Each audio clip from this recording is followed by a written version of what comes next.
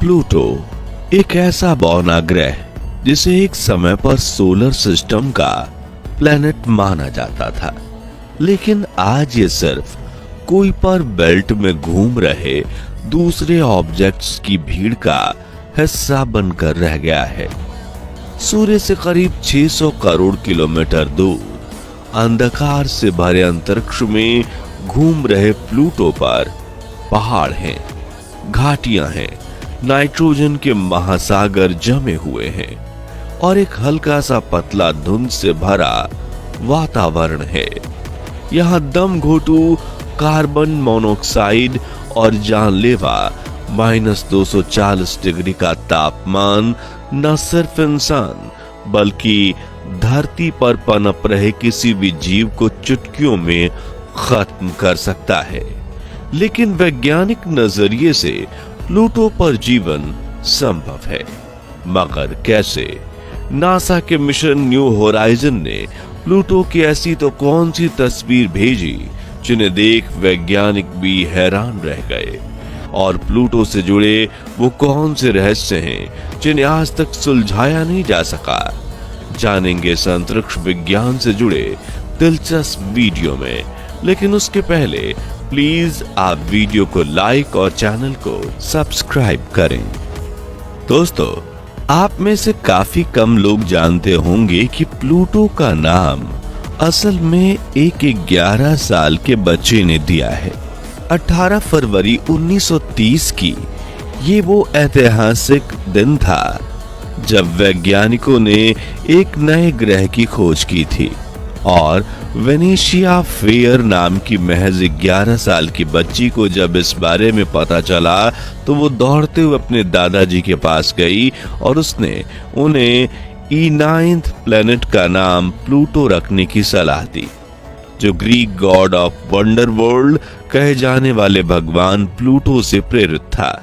क्योंकि जिस तरह ग्रीक गॉड प्लूटो भी सोलर सिस्टम के बाहरी हिस्सों में रहा करते थे, उसी प्रकार प्लूटो भी सोलर सिस्टम के आउटर मोस्ट हिस्से में खोजा गया था, जो कुइपर बेल्ट के बेहद करीब था।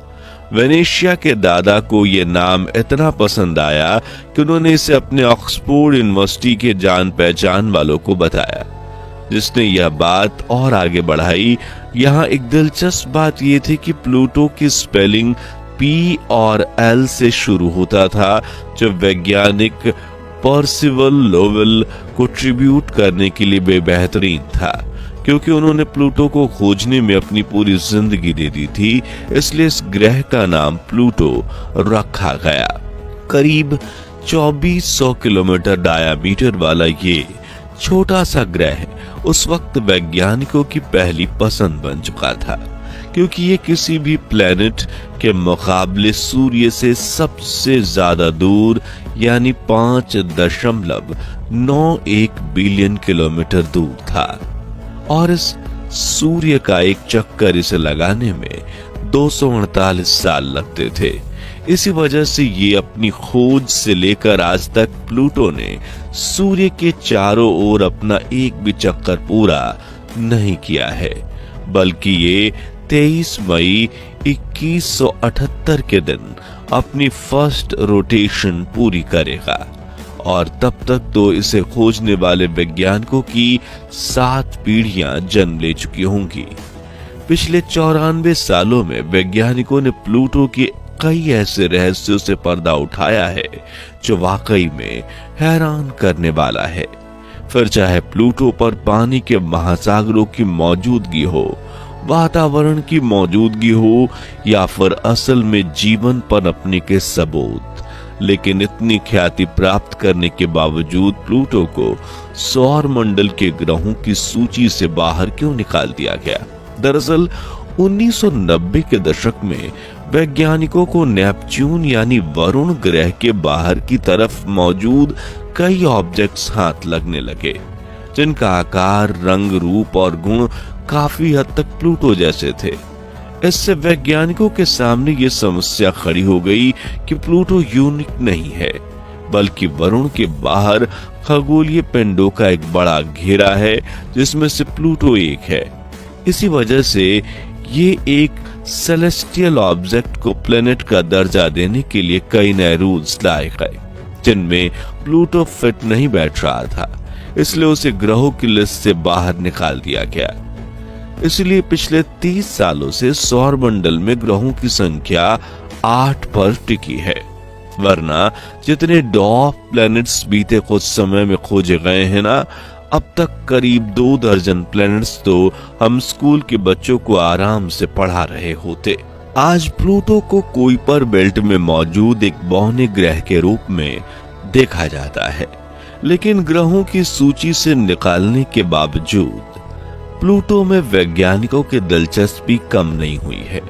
उन्होंने प्लूटो की रिसर्च जारी रखी, लेकिन यहाँ दिक्कत ये थी कि प्लूटो पृथ्वी से काफी दूर है, इसलिए दुनिया का सबसे एडवांस हबल टेलीस्कोप भी प्लूटो की क्लियर तस्वीर नहीं खींच पाता। जबकि 2005 तक तो वैज्ञानिकों के पास प्लूटो की कुछ ऐसी धुंधली तस्वीरें थी। इसलिए साल 2006 में नासा ने स्पेशली प्लूटो को स्टडी करने के लिए new horizon space probe launch किया, जिसका मिशन था जितना जल्दी हो सके प्लूटो के करीब पहुंचकर उसकी हाई डेफिनेशन तस्वीरें नासा को भेजना। उनके जरिए प्लूटो की सतह और उसके वातावरण की पूरी कहानी पृथ्वीवासियों को बयान करना। और 9 साल के लंबे सफर के बाद ये स्पेस प्रोब प्लूटो के पास पहुंचा और इसने इस बौने ग्रह की जो तस्वीर भेजी, उसे देखकर दुनिया भर के वैज्ञानिकों के पैरों तले जमीन खिसक गई, क्योंकि सूर्य से इतना दूर और काफी ठंडा होने के बावजूद प्लूटो पर जीवन पनपने की परिस्थितियां बनी हुई हैं। दोस्तों, वैज्ञानिक नजरिए से किसी भी ग्रह की हैबिटेबिलिटी यानी जीवन को संभालने की क्षमता 3 चीजों से आंकी जाती है। पहला एनर्जी, दूसरा ऑर्गेनिक मॉलिक्यूल्स और तीसरा लिक्विड वाटर। और नासा के वैज्ञानिकों के मुताबिक प्लूटो के पास अपना एनर्जी सोर्स अवेलेबल है। दरअसल प्लूटो का 2/3 भाग सॉलिड रॉक से बना हुआ है और 1/3 भाग बर्फ से बना है, और पृथ्वी की तरह ही इसकी चट्टानों में होने वाला रेडियो एक्टिव डीके हीट यानी ऊष्मा को रिलीज करता आया है। और यही हीट सोर्स प्लूटो को इतनी एनर्जी प्रोवाइड करता है कि ये इसके गर्भ में चट्टानों को भी पिघलाकर लिक्विड फॉर्म में बदल देता है। ऐसे में वैज्ञानिकों का मानना है कि ये हीट प्लूटो पर जमी बर्फ की अंदरूनी लेयर को भी जरूर पिघलाती होगी और प्लूटो की सतह के नीचे लिक्विड वाटर की मौजूदगी होगी। इसके अलावा ऑर्गेनिक मॉलिक्यूल्स की बात करें तो प्लूटो पर इनकी भी मौजूदगी है। इसके वातावरण में करीब 0.3% मीथेन है और न्यू होराइजन ने खोजा कि इसके methane molecules solar ultraviolet radiation की मदद से ये मीथेन मॉलिक्यूल्स दूसरे हाइड्रोकार्बन कंपाउंड में स्प्लिट हो रहे हैं। वहीं प्लूटो का लाल रंग भी सतह पर मौजूद मीथेन गैस की वजह से ही दिखता है, यानी प्लूटो की सतह पर ऑर्गेनिक मॉलिक्यूल्स भी मौजूद हैं जो किसी भी जीव विकास चक्र को एक दिशा दे सकते हैं। अब न्यू होराइजन द्वारा ली गई तस्वीरों को गौर से देखें तो पहली ही तस्वीर में प्लूटो की सतह पर एक बड़ा सा दिल के आकार का चिकना सा प्लेट इलाका दिखाई देगा।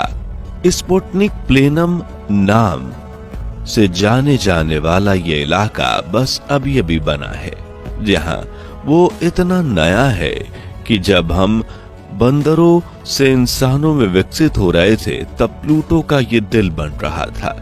और यही वजह है कि नासा वाले मानते हैं कि प्लूटो बाकी के बंजर प्लैनेट्स के मुकाबले पृथ्वी से ज्यादा मेल खाता है, क्योंकि जैसे ही न्यू होराइजन्स ने प्लूटो के इस दिल पर थोड़ा सा और जूम किया और उसकी तस्वीर ली तो पता चला कि वहां कई ऐसे स्ट्रक्चर बने थे जो तब बनते हैं जब बर्फ पानी में तब्दील होने के बजाय सीधा भाप बनकर उड़ जाती है। इसके साथ वैज्ञानिकों को ये भी पता चला है कि जैसे 66 मिलियन साल पहले एक बड़ा सा मीटियोर पृथ्वी से आकर टकराया था, उसी तरह आज से करीब 10 मिलियन साल पहले शायद एक बड़ा सा ऑब्जेक्ट प्लूटो से भी टकराया होगा। लेकिन क्योंकि प्लूटो सूरज से कोसों दूर स्थित है और मेजरली नाइट्रोजन बर्फ से बना हुआ है, इसलिए जहां पृथ्वी पर आज उस इम्पैक्ट क्रेटर में पानी भरा हुआ है, वहीं प्लूटो के इम्पैक्ट क्रेटर में धीरे धीरे नाइट्रोजन आइस भरना शुरू हुआ, जिससे ये दिल जैसा दिखने वाला स्ट्रक्चर बना होगा। लेकिन प्लूटो पर होने वाला प्रभाव काफी चौंकाने वाला है। दरअसल न्यू होराइजन स्पेस प्रोब से मिली डेटा के मुताबिक जैसे जैसे स्पुतनिक प्लेनम इम्पैक्ट क्रेटर में नाइट्रोजन आइस भरती चली गई, वैसे वैसे ये इतना भारी हो गया कि इसे प्लूटो की ग्रेविटी भी नहीं संभाल पाई और पूरा का पूरा ग्रह स्पुतनिक प्लेनम की दिशा में 20 डिग्री लुढ़क गया। और यही आती है एक दिलचस्प बात, क्योंकि कुछ वैज्ञानिकों का कहना है कि नाइट्रोजन आइस यानी आइस जो ड्राई होती है इतनी वजनदार नहीं हो सकती, वो एक प्लेनेट को ही झुका दे। ऐसे में इस नाइट्रोजन आइस शीट के नीचे लिक्विड वाटर होने की पूरी संभावनाएं हैं। दोस्तों, तरल पानी से भरा ये महासागर भविष्य में इंसानों के लिए जीवन दान बन सकता है, क्योंकि भविष्य में जब भी हमें पृथ्वी छोड़कर दूसरे प्लेनेट पर बसने के लिए जाने की जरूरत पड़ी तो लिक्विड वाटर सबसे जरूरी चीज है। इसके बिना तो हम इंसान जीवित ही नहीं रह पाएंगे। हालांकि वैज्ञानिकों को सोलर सिस्टम के बाहर कुछ हैबिटेबल प्लैनेट्स मिले हैं, लेकिन वहां जाना तो दूर की बात है। मौजूदा टेक्नोलॉजी के जरिए हम प्लैनेट्स के बारे में ज्यादा जानकारी इकट्ठा भी नहीं कर पा रहे, क्योंकि वो हमसे काफी दूर हैं। ऐसे में वैज्ञानिक सोलर सिस्टम में ही ऐसे प्लैनेट्स ढूंढ रहे हैं जहां ह्यूमन कॉलोनी बसाई जा सके। अब भले ही वैज्ञानिकों के लिए मंगल उनकी पहली पसंद हो, लेकिन वहां पानी नहीं है। इसके अलावा हमारे चांद, जुपिटर के मून यूरोपा और सैटर्न के मून एनकेलाड्स पर वाटर डिपॉजिट होने की संभावनाएं हैं। लेकिन साइंटिफिक फैक्टर्स के आधार पर प्लूटो इन सभी से बेहतर है। हालांकि यहाँ सूर्य की रोशनी का काफी कम पहुंचना, एक साल पृथ्वी के 248 साल जितना बड़ा होना और -240 डिग्री तापमान, ऐसी कुछ बड़ी चुनौतियां हैं जिनकी वजह से कृत्रिम टेक्नोलॉजी के बिना इंसान का वहां बसना फिलहाल तो नामुमकिन है। तो दोस्तों, भविष्य में पृथ्वी की तरह ही प्लूटो या किसी अन्य ग्रह पर जीवन मुमकिन हो सकता है? और क्या यूनिवर्स में इंसानों की तरह बुद्धिमान एलियंस की प्रजाति होगी या नहीं? इस बारे में अपनी राय हमें कमेंट्स में बताइए। ये वीडियो अच्छी लगी हो तो इसे लाइक और शेयर करके 2100 लाइक्स जरूर करवा दीजिए। और स्पेस साइंस को इजी लैंग्वेज में समझते रहने के लिए हमारे चैनल को सब्सक्राइब करके पास वाली घंटी जरूर बजा दीजिए। धन्यवाद।